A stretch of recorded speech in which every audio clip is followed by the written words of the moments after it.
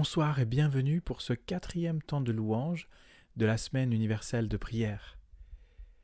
Le thème de ce soir, c'est « Penser » et le verset du jour « Tu aimeras le Seigneur ton Dieu de tout ton cœur, de toute ton âme, de toute ta force et de toute ta pensée, et ton prochain comme toi-même. » Luc 10, 27.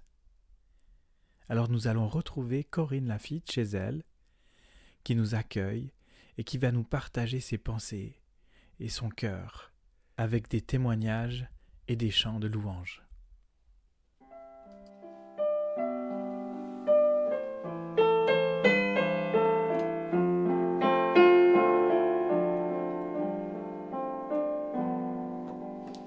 Un instant suffit pour que je regarde à moi-même. Un instant suffit pour être attiré par ce monde. C'est alors que je ressens le souffle ardent de ton esprit, l'appel de ton amour fait fondre en moi toute ambition. Oh, je veux mieux te connaître, tout au fond de mon être, j'ai soif de t'aimer, de te contempler. Je sens monter ce désir de mieux te servir et de découvrir les pensées de ton cœur. Tout au fond de mon être, je veux te connaître.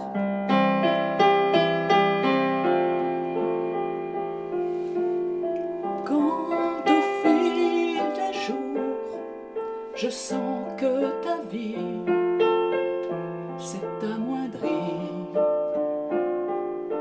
mon cœur est devenu sourd, je suis insensible à ton amour. Sans m'arrêter, j'ai voulu marcher, mon âme est desséchée. Soudain tu redonnes à ma vie le souffle de ton esprit. Oh, je veux mieux te connaître, tout au fond de mon être, j'ai soif de t'aimer, de te contempler. Je sens monter ce désir de mieux te servir et de découvrir les pensées de ton cœur. Tout au fond de mon être,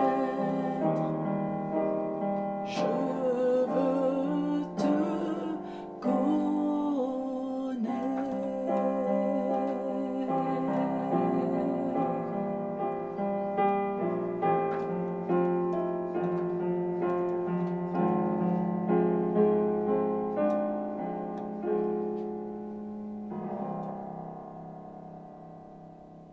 Voilà, vous avez, j'espère, senti le fond de mon cœur.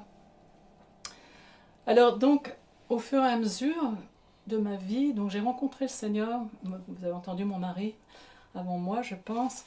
Au fur et à mesure de ma vie, j'ai rencontré le Seigneur assez jeune, j'étais vraiment petite. Et la vie qui coule d'en haut, la vie de Dieu est venue de plus en plus fort en moi. Et il y avait un point qui me tracassait depuis mon enfance, c'est qu'on n'était pas unis. Tous les chrétiens, on n'avait pas l'air tellement d'avancer ensemble. Et ça me turlupinait terriblement. Je demandais à mes parents qui n'avaient pas de réponse. Je pense que la réponse finalement, elle est en haut. On ne peut pas l'avoir en bas. Si on la demande à Dieu, lui, il veut que l'on marche ensemble. Alors, il y a 2 ans, 3, même 2018, 2 ans, j'étais invitée dans un rassemblement et donc dans l'unité, il y avait des chrétiens, des catholiques, des protestants, des orthodoxes, des gens, des évangéliques, des gens d'un peu partout qui étaient venus et on m'avait invité pour mener des moments de louange, entraîner dans la présence de Dieu, ce que j'aime terriblement faire. J'aime beaucoup entraîner les gens dans sa présence. Et puis, il y avait donc là un couple qui avait 2 filles jumelles qui avaient eu une maladie très grave, la maladie de Lyme, je crois qu'on dit en français. Et donc, l'une des jeunes filles était en fauteuil roulant. Et les parents sont venus nous trouver, les différents orateurs qui étions là, chanteurs, en ce qui me concerne, mais j'apportais aussi un témoignage. Et donc, ils nous ont demandé de venir et de prier pour cette jeune fille. Alors, on a prié de tout notre cœur. Et là, j'ai entendu une parole. Je l'ai entendue, alors bien sûr, je comprends, vous, si vous n'êtes pas croyant, vous n'êtes pas chrétien, elle a entendu où, elle entend des voix, non. C'est quelque chose qu'on entend profondément en nous-mêmes, et j'ai entendu dans 1 an, Mathilde, tu remarcheras. Et donc je l'ai donné, j'ai dit voilà ce que je reçois, moi c'est que dans 1 an, cette jeune fille qui avait 12 ans remarchera. Et puis les mois ont passé, je continue à prier, à croire à cette parole, l'arroser de prière si vous voulez. On était en contact avec les parents de cette jeune fille et on priait. Et 1 an après, je suis retournée. J'ai été à nouveau invitée à ce rassemblement, je suis retournée. Et les parents attendaient bien sûr avec impatience que la parole s'accomplisse. Et il se trouvait qu'à ce moment-là, moi j'étais passée par des moments difficiles de santé, et donc j'étais assez fragile, mais voilà, j'ai pu quand même aller à ce rassemblement. Et les parents donc arrivent avec la jeune fille qui était en fauteuil roulant, me regardent et disent « Quand est-ce qu'elle marche ?» Et puis, je m'avance vers Mathilde, et je saisis la main de Mathilde, et je dis « Mathilde, au nom de Jésus, lève-toi. » Et elle s'est levée, mais voilà, c'est pas ça qui avait été dit, c'est qu'elle allait marcher. Elle était levée, j'étais contente, ça m'est arrivé quelques fois de dire ça aux gens, de les voir se lever, mais le grand miracle, c'est que Jésus fait aussi marcher. Et il y avait une femme qui était là, Audrey Mac, pour ceux qui la connaissent, qui a saisi au bon l'instant, et qui a pris Mathilde par la main, qui a dit « Viens, marche !» Et elle a commencé à faire 1 pas, elle a fait 2 pas, et pendant tout un temps assez long, elle a commencé à faire marcher Mathilde, en la tenant par la main, certes, mais à marcher, à prier avec elle. Et nous, on était là, on priait. Et puis, je peux vous dire que, pour faire les choses un peu plus courtes, Mathilde s'est mise à marcher toute seule au bout peut-être une demi-heure, 3/4 d'heure, où elle l'accompagnait. Elle s'est mise à marcher toute seule. Et jour après jour, les parents m'envoyaient des vidéos. On voyait que Mathilde se mettait à marcher, qu'elle commençait à prendre confiance. Il fallait que les muscles tous se remettent en place. Hein, c'est tout à fait logique. Et au bout d'1 an, elle marchait vraiment. Et alors, en janvier l'année dernière, on m'avait invité à faire un concert dans l'église à laquelle elle appartient.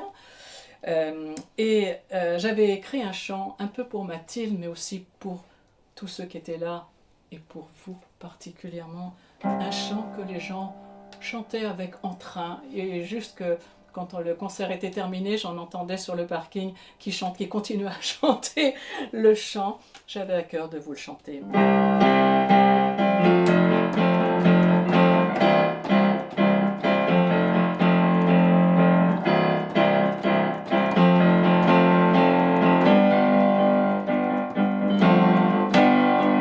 Allez au nom de Jésus, annoncez au monde la bonne nouvelle. Annoncez au monde qu'il est ressuscité.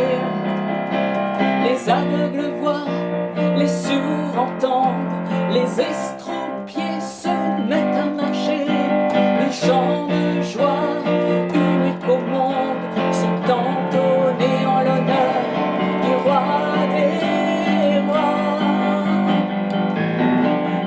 Et au nom de Jésus, annoncez au monde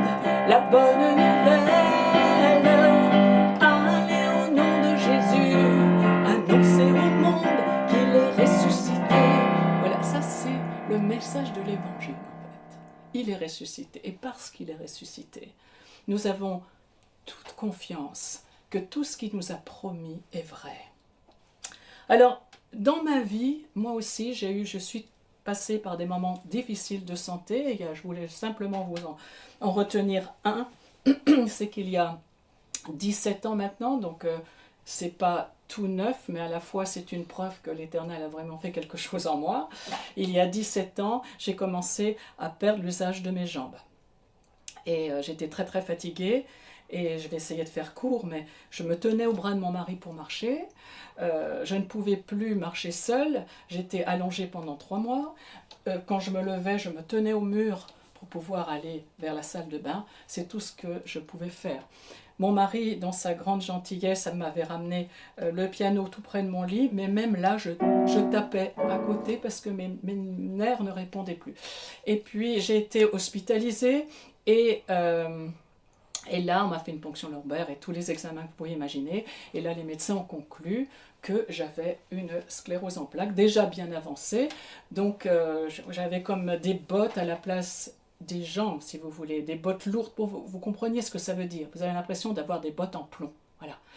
Et donc, les médecins ont conclu qu'il fallait que je sois... alors, tout ce qu'on avait il y a 17 ans à notre disposition, c'était l'interféron. Donc, il m'avait dit qu'il fallait que je prenne... J'ai des piqûres d'interféron, donc c'est un mini chimio.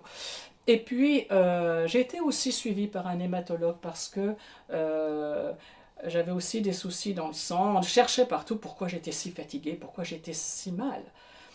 Et puis l'hématologue, je l'ai consulté, les médecins m'ont dit il faut aller voir l'hématologue, savoir ce qu'il en pense lui. Quand j'ai vu l'hématologue, il m'a dit oui, si vous prenez le médicament pour vous mettre à genoux, ça va vous mettre à genoux. J'ai compris ce que ça voulait dire, on est reparti avec mon mari, je tenais mon mari au bras. On est arrivé à la maison et là, j'ai proclamé avec Jean-Louis une parole de Jacques qui dit que vous considérez tout sujet de difficulté dans vos vies, de problèmes, comme un sujet de joie parce que c'est l'Éternel qui va vous en sortir. Je vous le dis, c'est interprété, la parole est un petit peu avec, on dit une parole amplifiée, mais c'est ça le fond. Et donc j'ai décidé que ce serait quand même un moment de joie dans ma vie, même si c'était très dur. Je vous le dis parce que je crois qu'il y a des gens en ce moment, tandis que je priais pour cette émission, il y a des gens en ce moment qui passent par des moments très difficiles dans leur santé. Des moments difficiles parce qu'ils perdent leur travail, des moments difficiles parce qu'ils ont perdu un être cher, et j'en connais, qui ont perdu quelqu'un de proche à cause de tout le contexte que l'on vit en ce moment. Alors je dis pour ces gens-là, restez dans la paix, je demande même qu'il y ait une joie profonde, et bien sûr pas une joie exubérante, mais une joie profonde qui vienne en vous-même, maintenant. Et donc, il m'a dit, ça va vous mettre à genoux. On s'est mis à genoux avec mon mari, on a tout remis au Seigneur. Et puis, un soir, une nuit, j'étais dans ma chambre, j'étais en train de lire, et tout d'un coup est venue une présence dans la chambre qu'on ne peut pas expliquer, une présence énorme de quelqu'un qui vient. Vous savez très bien quand quelqu'un vient dans la chambre et il n'y a personne. Et j'ai vu comme un verset qui flottait, un verset biblique de la Bible qui flottait, qui était écrit sur le mur, j'arrive jamais à le décrire, et qui disait « Femme, je te délivre de ton infirmité. » Et là, j'ai vu que j'avais le choix de croire cette parole, ou bien de dire, je ne sais pas ce que c'est une hallucination, je ne sais pas ce qui se passe. J'ai cru la parole, je l'ai cru.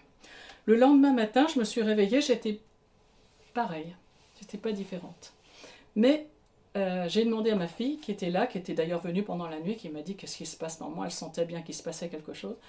Je lui ai dit, donne-moi un parapluie, je vais aller marcher. Je suis allée marcher avec mon parapluie, et j'ai commencé à me dire, en guise de canne, ce parapluie, j'ai commencé à proclamer des versets bibliques, parce que c'est très important la parole de Dieu.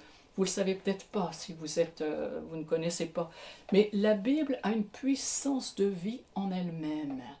Et il y avait un verset qui me revenait, que j'ai proclamé tous les matins après, des versets, même ces 5 premiers versets du psaume 103, qui dit « Mon âme bénit l'Éternel et n'oublie aucun de ses bienfaits. C'est lui qui pardonne toutes tes iniquités.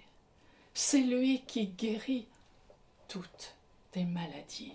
C'est lui qui te couronne de bienveillance et de fidélité. C'est lui qui comble de bien ta vieillesse.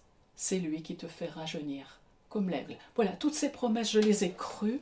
Et mon mari, donc je vous ai dit qu'il avait rapporté un piano à côté de mon lit. J'ai commencé à composer un chant que je vais vous chanter maintenant, après quelques semaines de pratique de la marche.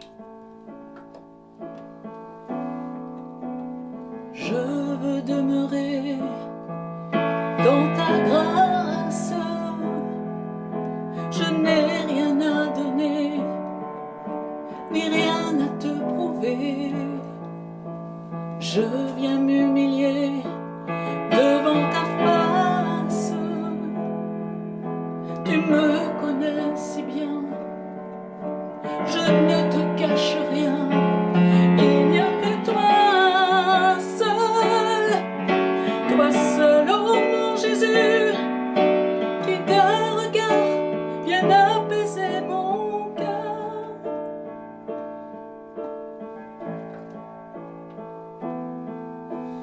Je chéris en moi ta parole, elle me parle de toi, elle fortifie ma foi. J'apprends à prier tes prières.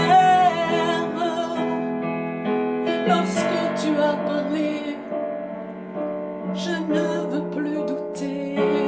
Il n'y a que toi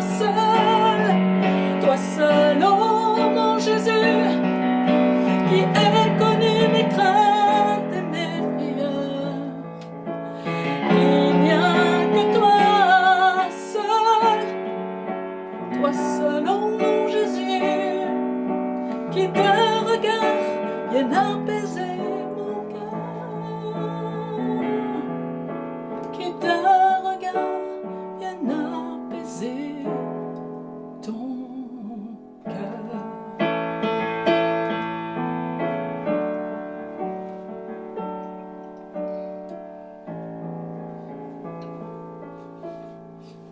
Vous savez, la meilleure chose qui puisse vous arriver, la plus belle, c'est que vous le cherchiez justement de tout votre cœur.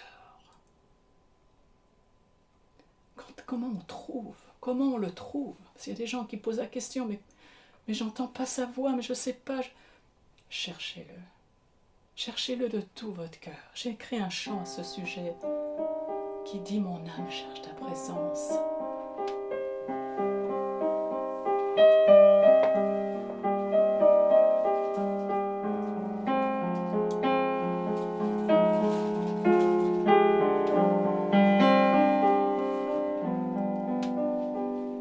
Mon âme cherche ta présence,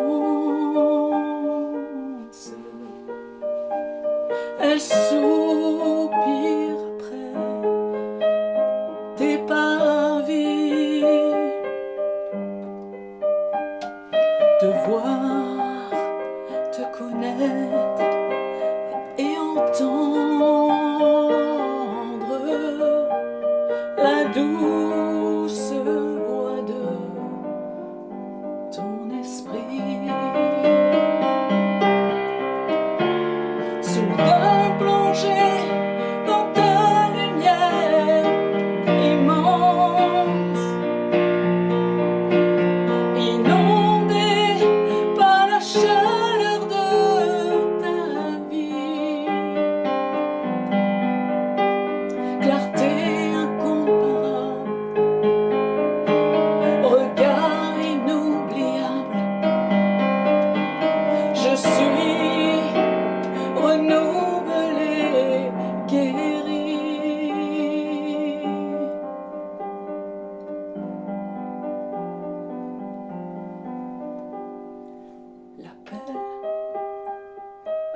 envahit mon âme. Prosterné, je reçois ta vie. La paix a envahi mon âme. Prosterné, je reçois ta vie.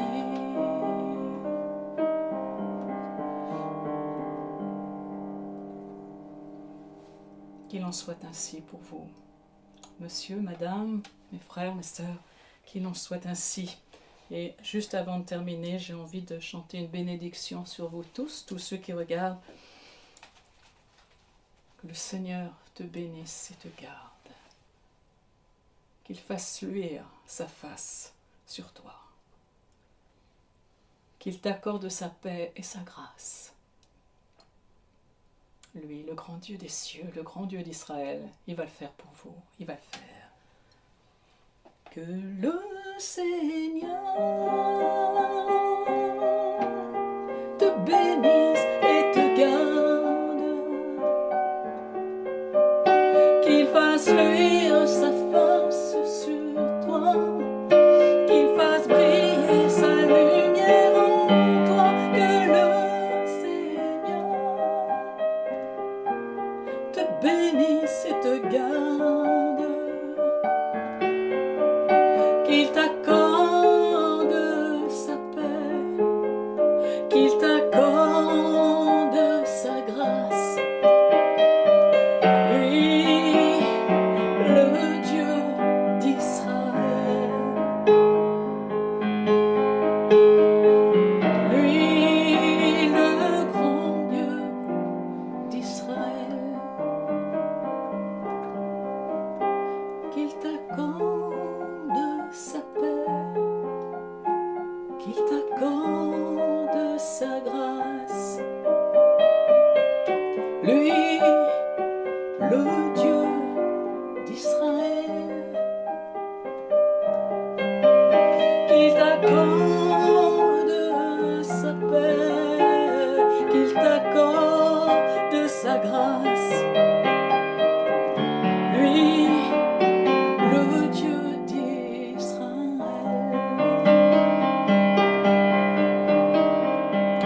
lui, le grand Dieu d'Israël.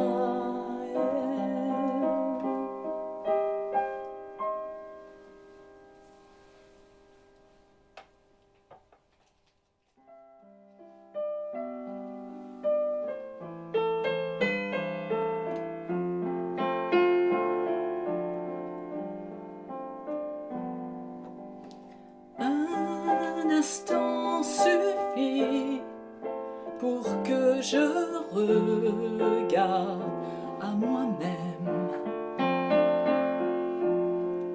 Un instant suffit pour être attiré par ce monde. C'est alors que je ressens le souffle ardent